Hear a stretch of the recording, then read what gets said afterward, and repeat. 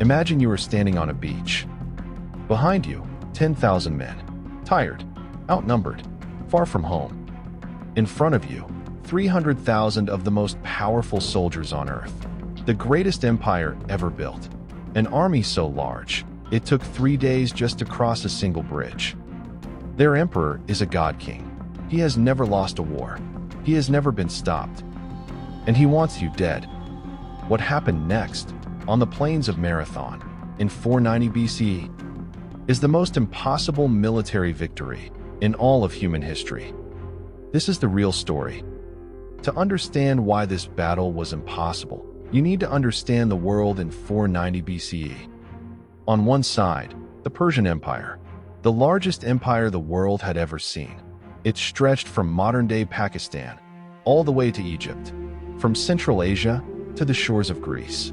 It controlled over 40 million people, nearly half the entire human population on Earth at the time. Their king was Darius the Great, a man who called himself the King of Kings, a man whose word was law across 3 continents, a man who commanded armies so large that ancient historians said, when they marched, their footsteps shook the ground like an earthquake. On the other side, Athens, a single Greek city-state, population roughly 30,000 citizens, no professional standing army, no navy powerful enough to matter, no king, no emperor, just free men, citizens, farmers, merchants, craftsmen who picked up shields and spears when their city needed them. And in 490 BCE, their city needed them more than ever before. This war didn't start by accident. It started with an insult. 6 years earlier, in 499 BCE, Greek cities on the coast of modern-day Turkey, called Ionia, were living under Persian rule. They hated it. They rebelled.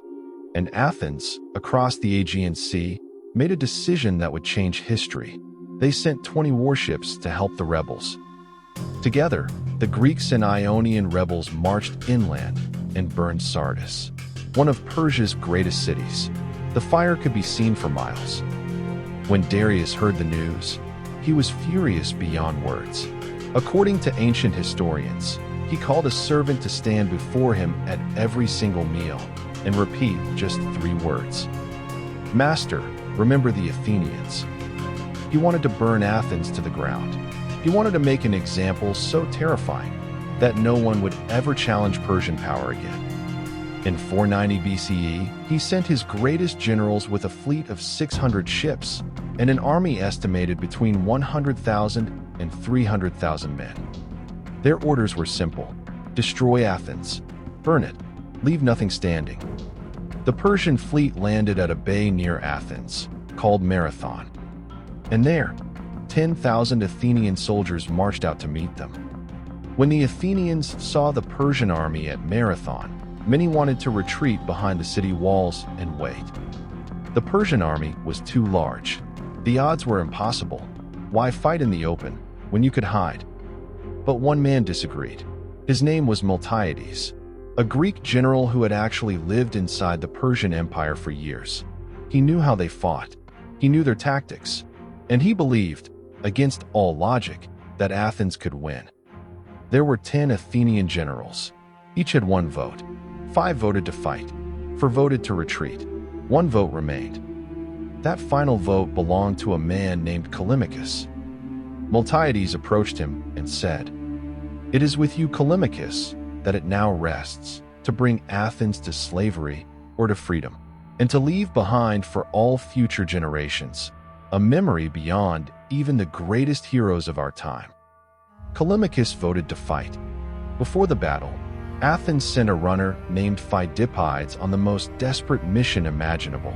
He ran 150 miles to Sparta in 2 days, barefoot, to beg for military help. The Spartans said they would come, but not yet. Their religious festival forbade them from marching to war for several more days. Athens would have to fight alone. 10,000 men, against the world. Miltiades studied the Persian army carefully, and he noticed something.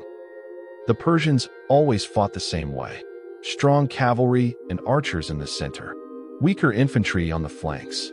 Their strategy: overwhelm the center with arrows and horsemen, watch the enemy collapse. It had worked against every army they had ever faced. Miltiades decided to use the Persian playbook against them. His plan: make the Greek center thin, dangerously thin, but make the flanks incredibly strong and deep. When battle began, the Persian center would push through the weak Greek middle, exactly as they expected. They would think they were winning. But at the same moment, the powerful Greek flanks would smash into the Persian sides, and then turn inward, surrounding the Persian center like a closing fist. It was a double envelopment, one of the most sophisticated tactical maneuvers in military history, performed by farmers and merchants who had never attended a military academy. There was one more piece of the plan, a dangerous, almost suicidal piece. To close the distance before Persian archers could decimate them, the Greeks would have to run, directly at 300,000 men, in full bronze armor. No army had ever done this before. It was considered madness. On the morning of September 12th, 490 BCE, Miltiades gave the order. Athenians, advance at the double. The Greek hoplites broke into a run. 8,000 men in bronze armor, helmets, breastplates, greaves, heavy shields, sprinting across a mile of open ground. The Persians couldn't believe what they were seeing. Their archers fired, volley after volley, but the Greeks were running too fast. The arrows that should have filled the sky and darkened the sun largely missed. The two armies crashed together with a sound that ancient historians said could be heard miles away. Exactly as Miltiades planned, the thin Greek center began to buckle. The Persians pushed forward, certain of victory, pouring their best warriors through the gap. But on the flanks, the deep, powerful Greek wings were destroying everything in front of them. The Persian soldiers on the sides had never faced Greek hoplites before. The long spears, the locked shields, the disciplined formation. It was like hitting a wall of bronze that fought back. Within minutes, the flanks collapsed. And then, the Greek wings turned inward. The Persians in the center suddenly realized they were surrounded. The army that was supposed to be running away was now behind them, beside them, in front of them. What followed was not a battle. It was a slaughter. The Persians broke and ran for their ships. Greek soldiers chased them into the sea. Some Persians drowned trying to reach their boats. Some were cut down on the beach. By the time the sun reached midday, it was over. 6,400 Persians were dead. 192 Greeks. 192 men against hundreds of thousands. It is still one of the most lopsided military victories ever recorded in human history. But the battle wasn't the end of the danger. The surviving Persian fleet, still massive, still carrying thousands of soldiers, didn't sail home. They sailed around the coast toward Athens. If they landed before the Greek army returned, the city was defenseless. Miltiades force-marched his exhausted soldiers, men who had just fought a brutal battle, 26 miles back to Athens, in full armor. They arrived just in time. The Persians saw the Greek army waiting on the shore, the same army that had just destroyed them at Marathon, and turned their ships around. Athens was saved.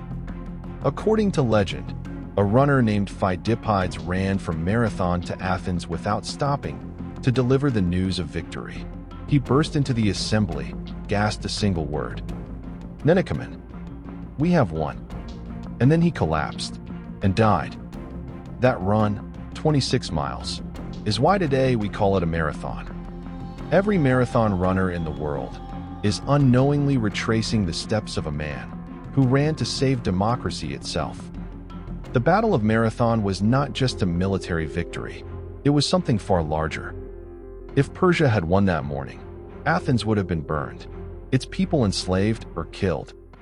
And with Athens gone, the entire Greek experiment in democracy, philosophy, art, and science would have ended before it truly began. Think about what the world would have lost.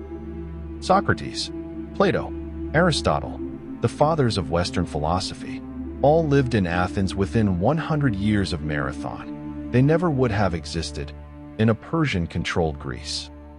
The concept of democracy itself, government by the people, was born in Athens. It would have died on that beach.